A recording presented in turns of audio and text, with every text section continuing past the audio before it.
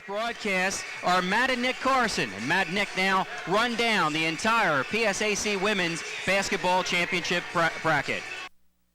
Hello, Kutztown fans. My name is Nick Carson. I'm joined by my esteemed colleague, Matt Carson. We're here courtside to give you a preview of the rest of the PSAC playoffs. First up, we have California University of Pennsylvania against Clarion University. That should be an interesting game due to the fact that California is on a 4-game win streak. And since they will be hosting, it looks like they have the advantage. They're 10-4 at home. So, Matt, who you got in that game? Well, you have California University, who's 8th in scoring overall compared to 11th in Clarion. And I would definitely pick Hannah Heater from Cal U as my standout star for that game. And I'm going to pick Cal U over Clarion. All right, the next matchup we have is Millersville University versus East Stroudsburg. Millersville is the higher seed, but they did lose their last game, so they'll be looking to turn it around against an East Stroudsburg team who has lost their last 4 games. So who you got in that one? Well, ESU is in a huge underdog situation there. Millersville 2nd in scoring compared to East Stroudsburg 14th. They have a huge mountain to climb, and unfortunately, I don't have them doing it. I'm going to pick Millersville over East Stroudsburg. Our third matchup is Indiana University of Pennsylvania against Mercyhurst. Indiana University has the higher seed. They'll be hosting, and they're 10-3 at home, so it looks like they'll have a big advantage there. They're also on a 2-game win streak, so they'll be looking to ride that momentum into the game. What do you got for that one? Well, I have IUP is in 2nd place in the PSAC in terms of the scoring margin in their favor. And IUP has Sarah Pastrick, who's been doing really good across the board. So I'm going to pick IUP over Mercyhurst in that round. And for the last round, obviously, this game that we're at here, we have Kutztown versus Westchester. And I don't think there's any question there as to who I pick there. I'm going to go with the home team. I'm going to go with KU. And so that's it for the women's playoff picture for the first round. And we're going to send it back up to Mike and Sam. Guys, Matt and Nick Carson joining us. We'll hear from them again at halftime. And Sam, coming into this game, as you said in our brief opening, back here at Keystone Arena on the campus of Kutztown University, Mike Idachi and Sam Balg here, and a strong finish by the Lady Bears in the first half to build a 5-point lead. They had a 5-point lead at 15-10. They build that lead back up here at halftime. Yeah, it turned into a track meet there within the last few minutes, Mike, with some points scored, some turnovers, sort of a mix of everything. If you're watching from home or if you're right here this afternoon, a lot of excitement within the last 5 minutes of this game, seeing the Lady Bears up 33-28. And it's interesting because we've seen chess matches going on between a coach here from a subbing standpoint. We've seen outstanding play from a senior leadership standpoint in Ashley Wood. On the Westchester side, Alex Lennon making her presence on the court. The senior there doing what she does well, being a force underneath there. We see the Lady Bears countering that by good ball movement, creating assist opportunities for themselves. And here we are with a heck of a game. And the Lady Bears have overcome 15 first-half turnovers. Now to set up the PSAC men's basketball championship bracket, down to the 2 other members of this afternoon's broadcast team, Matt and Nick Carson. Matt and Nick. All right, Golden Bear fans, welcome back courtside here at Keystone Arena. I'm Nick Carson, joined once again by my assistant, Matt Carson. Right now we're going to go over the men's PSAC bracket. We have a few interesting matchups there, and we're going to start off with Edinburgh against Mercyhurst.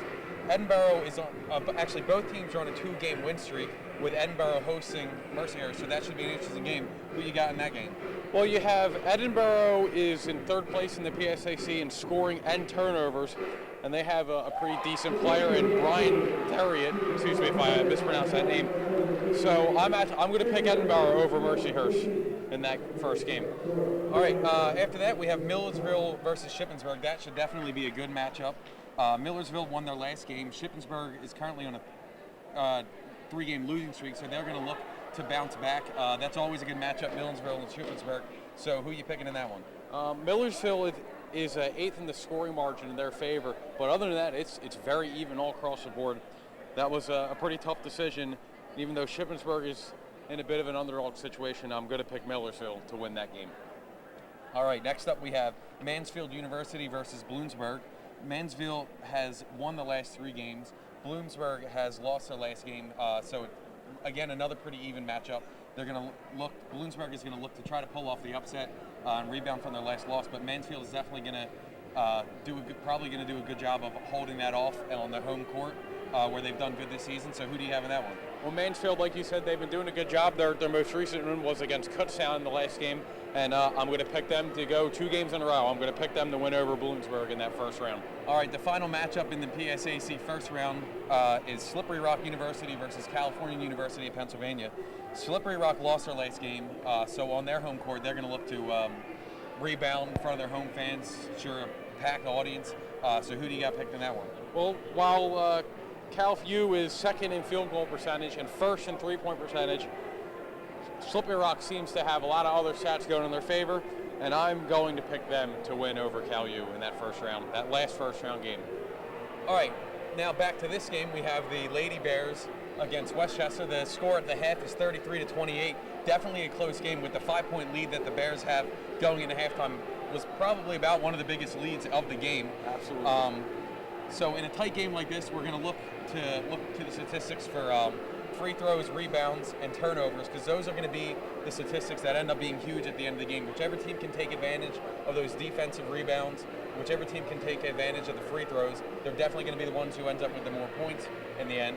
So what do you got so far in this game? Well, you have 3 players are above 5, or 4 players are above 5 points, which doesn't sound like much, but what that means is that we have a very even point spread across the KU floor, which I think makes a difference. You have Natalia Lee, who's leading with 8 points, Avada Campbell in second with 7th, Alyssa Bonenberger and Ashley Wood both have 6 points. So again, and like you were saying, we're also doing very good in free throw shooting, and this game so far is about as exciting as I thought it would be. And a big surge with 2 minutes or less left in they have had the crowd going crazy. So this is going to be a very exciting second half coming up. Yeah, the Lady Bears have definitely done a good job of moving the ball around the court. They've also gotten lucky, like I said, on those turnovers. They've had a few near turnovers that ended up going their way. Other than that, they've done a great job of holding on to the ball, getting off some pretty difficult shots. There are a few impressive ones there. As we said, it should definitely be a very exciting second half. I don't think that the Westchester Golden Rams are going to go down without a fight. 5 points, really not that much of a spread, so definitely should be a very close second half.